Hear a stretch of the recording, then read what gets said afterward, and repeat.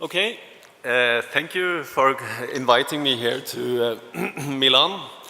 It's really a pleasure for me and for all the people of Valer to reach out in the world in this way.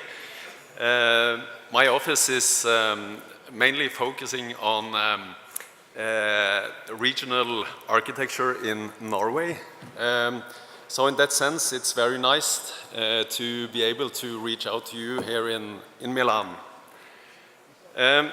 First of all, I want to explain the Norwegian letter Å, which is two A's, and it's pronounced Å. So then it's Valer Church. My office is not the largest in Norway, but it's probably the smallest. It consists of me and some students, since I'm an assistant professor at the Oslo School of Architecture. So it's a mini office. We all come from a place which has its landscapes, which has its nature, which has its geology, which have its traditions.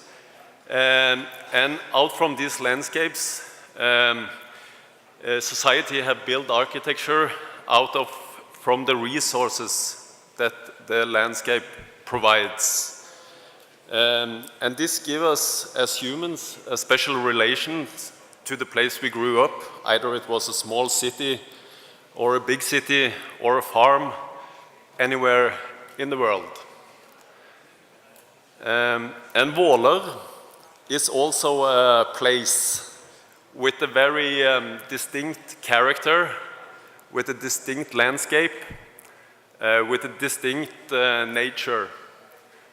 Valer is located here, quite close to the border to Sweden. Sweden is now here, and 2 hours driving from Oslo, the capital of Norway. And you see the landscape here. It's very dominated from the enormous forests, pine forests.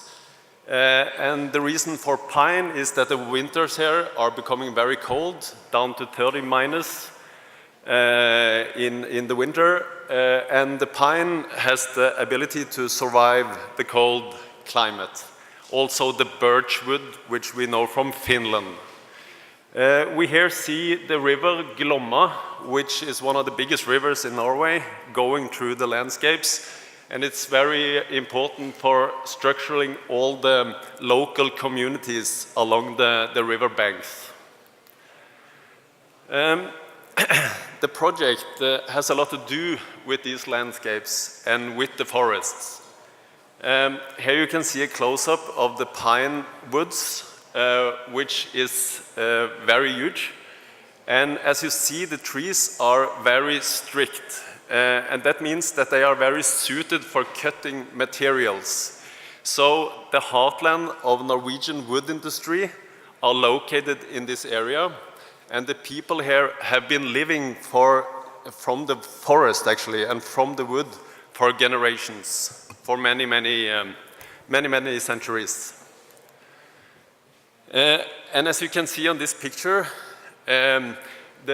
the character of the wood, it has been their main material since the medieval times. So the landscape and the architecture has a very specific connection. They belong together, the material and the landscape. The wood has a big disadvantage, and that is that it can catch fire. And in Valer, they lost their 200-year-old church in 2009. In an hour, the whole building was burnt completely down to the ground. And this small community had only this church, one church, and it had been their main focus in the community for generations. And it was lost a very beautiful morning in 1 hour. So, this small community they launched an open call to all architects over the world in an open architectural competition. And that's not very common actually in Norway, because it's almost only invited competitions for churches. But this client had a very strong vision. They wanted to try to get back their church, but not as a reconstruction, but as a new, strong religious space. This competition, it ended up with being the second largest in Norway ever, with 239 proposals from 33 countries around the world. And I was lucky, and I won the competition, and it was a big national thing announced on the television with this project that you see the situation plan of here.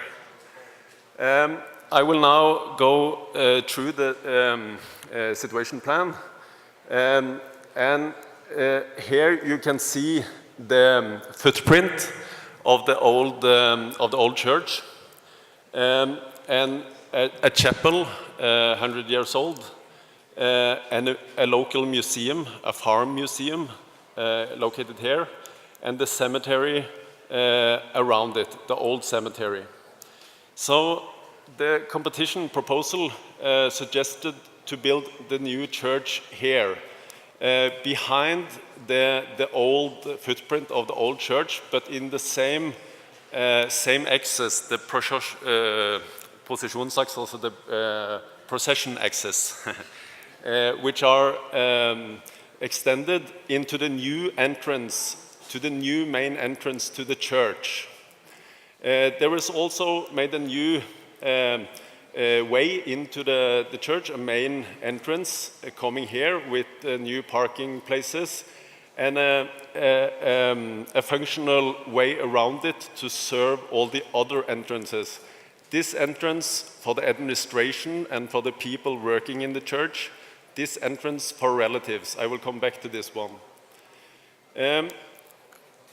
What was important in the proposal was that the people itself in Valer should bury their own old church. So the new proposal is built behind, and the footprint of the old church is reconstructed as a memorial over the old church to conserve and take care of the history and what had happened here. Then the church was devoted to resurrection, and it lifting towards the sky behind the old church. Here we can see a picture of the complete project when it's finished, and you can then see the old church here and the new church here, and of course the forests which surrounds it.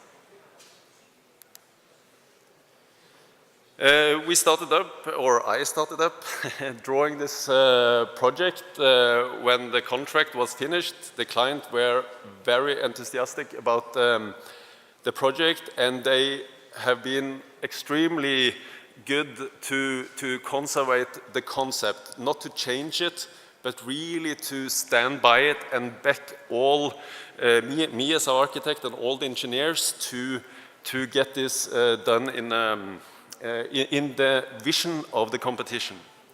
So we had to make all the detailed drawings for this building, about 150 drawings, to have a good kit for the entrepreneurs to build the project. And then the building period started. And to build in Norway, it's not like building maybe in Italy or maybe in northern Italy, but the winters are quite cold, so it's quite a lot of logistics to get everything done in the right way. And I would like to give a little contribution to all the fantastic people that have been working with me to get this church made. It's a lot of specialized craftsmen, especially in wood and also in glass, in steel, and a lot of craftsmanship going into getting the results of how to make this room. So now I will go more into the project itself, to the result, and I start with this picture showing the main part of the church room. And the wood team is, in a way, worked all through the project, so all the furniture and everything is relating to these forests. So, as we saw in the building pictures, the facades are made of pine, which is the constructive material of this forest, but the inside is made of birch. And the birch has a finer quality, but it's still running out of the local forests. And it gives the interior a more precise, even more precise look than the exterior. A little story about this baptized font here. It's dating from 1160, and it was rescued out of the fire in a heroic act where they ran in and were able to take it out. So now it stands in the third church in Valer, the first one from 1160. Here you can see the facades of the church where we use this pine wood, and it's the core material of the pine, because there's the tree oils which are impregnating the materials in a natural way, so it has a very special resistance. And you can see the cemetery quite close to the church. The church has two towers, one small and one larger. And these consist of 6 modules of 4-meter high sections. And the small is the half, it's 3. And they contain the 2 ceremonial rooms of the church, the main church room and the baptistry. So these are the 2 ritual spaces of the church. The flat roofs contains more the service functions of the church, which are not in a way expressed. The 2 towers, they are reaching towards the sky with cut-off tops, which enables daylight to come in through the openings in the top, reaching through the sky. Here we see a section of the building, how the outer glasses actually are going in a sequence all the way into the room and up through the roof.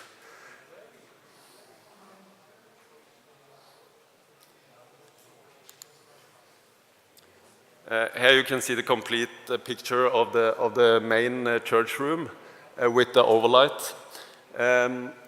This church is devoted, as I said, to resurrection, and daylight is the symbol of positivity for these people which lost their own old church, and it's the symbol of hope. So together with artist Espen, we worked for 1.5 years on this resurrection frieze, which contains of these 28 windows. It can look symmetrical, but actually it's not. There's slightly small differences in the perspective, which sets it out of focus. It's used mirrors here, which reflects the light from the outside, giving quite nice play of light.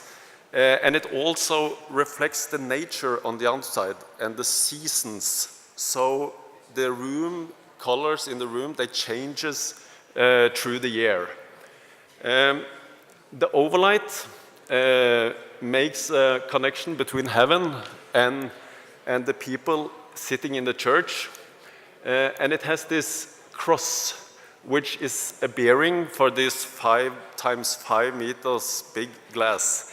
But the cross have several functions. It's also creating a shadow. When the sun is shining, we get a shadow here, which goes over the wall as a time soul clock. And symbolizes that time goes on. And the cross is constructive, so it's impossible to remove without collapsing actually the dome. Yeah, here we see a picture from the front and backwards, and again there's work with this light effects of daylight coming into the project. The birch veneer is used on absolutely all surfaces inside, in offices and in every room.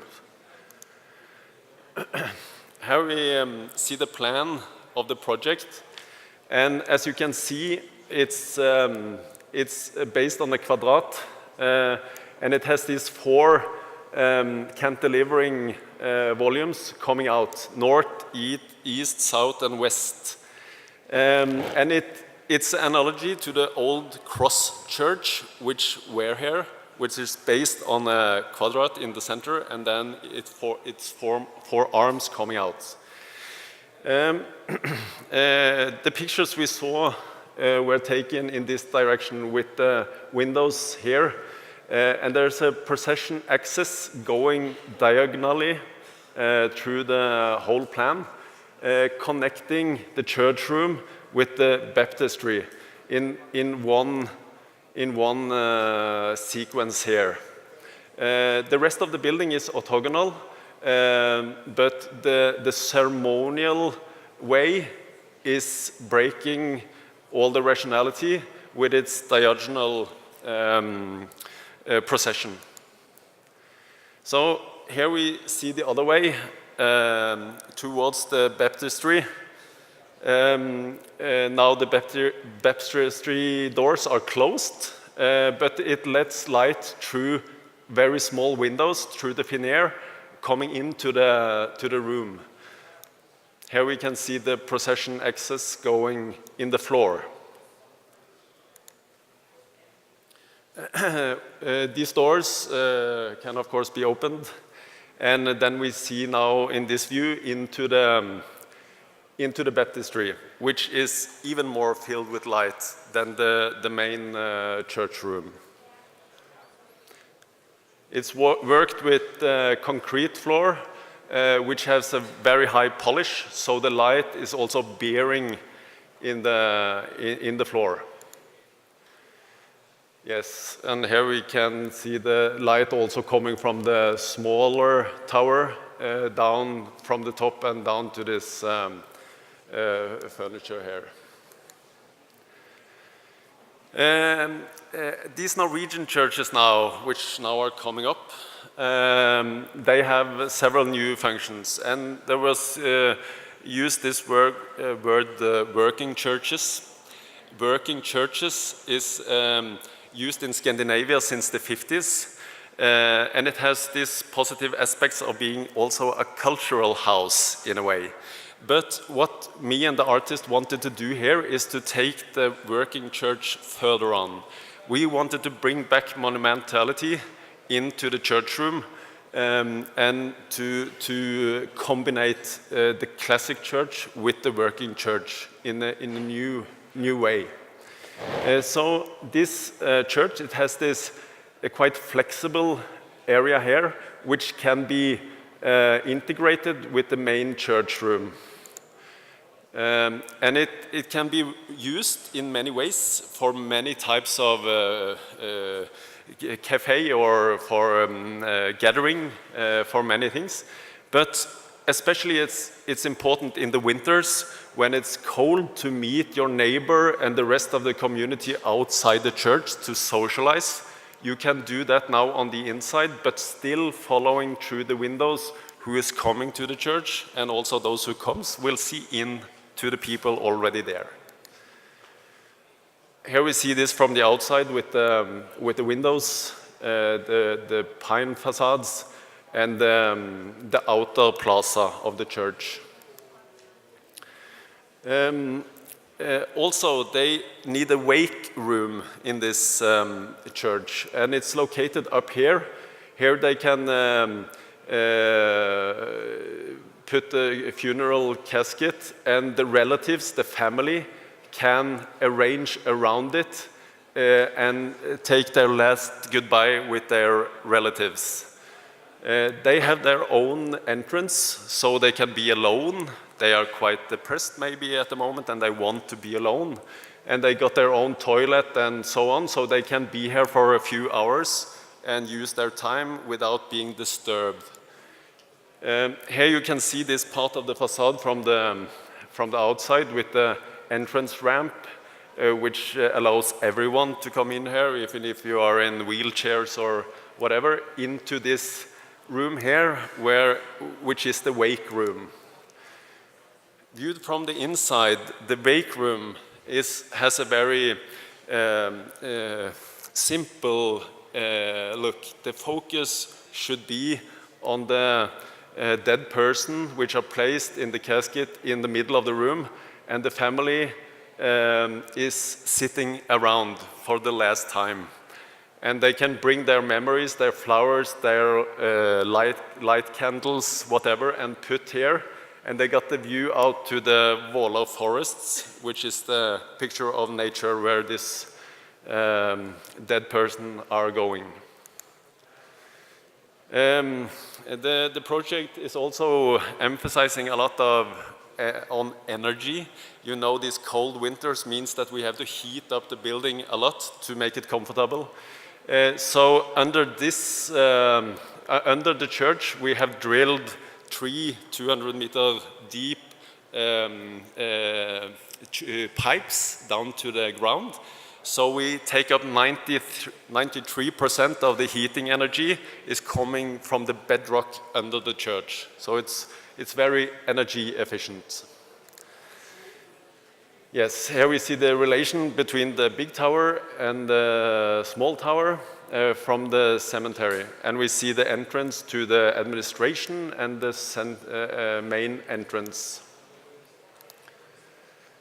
What was also a perspective here is to, in a way, continue our identity as people. And we have been building our churches from this wood, from our forest, from our resources for over 1,000 years. So it's also a continuity of the, let's say, Norwegian way of building churches.